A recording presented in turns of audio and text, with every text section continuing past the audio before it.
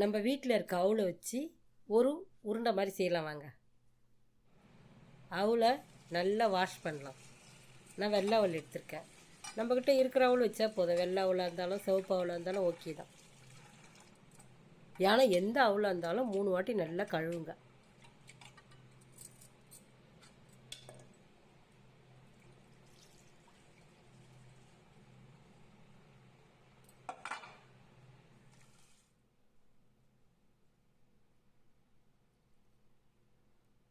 நல்லா கழுவியாச்சு. சுத்தமாக தண்ணி வடிச்சிக்கிட்டோம். நம்ம தண்ணி வடித்து நல்லா புழிஞ்சு எடுத்துக்குவோம்.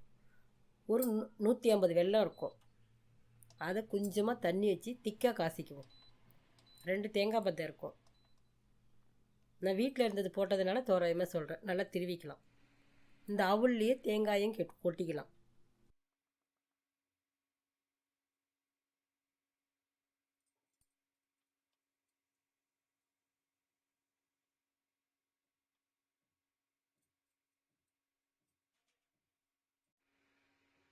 கொஞ்சம் ஏலக்காய் பொடி,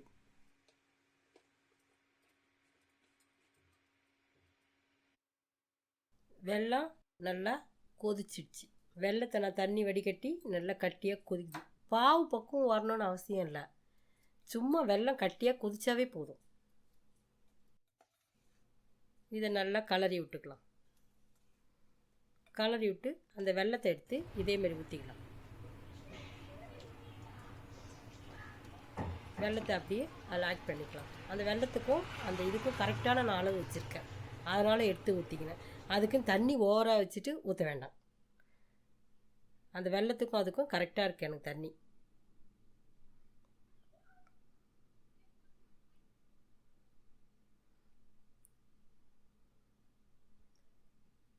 நல்லா கலந்துட்டு அப்படியே உருண்டை பிடிச்சிட வேண்டியதுதான்.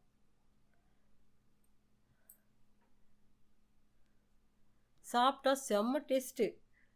பிச்சுக்கின்னு ஓடிடுச்சு உருண்டை. அவல் உருண்டை அது பாருங்க.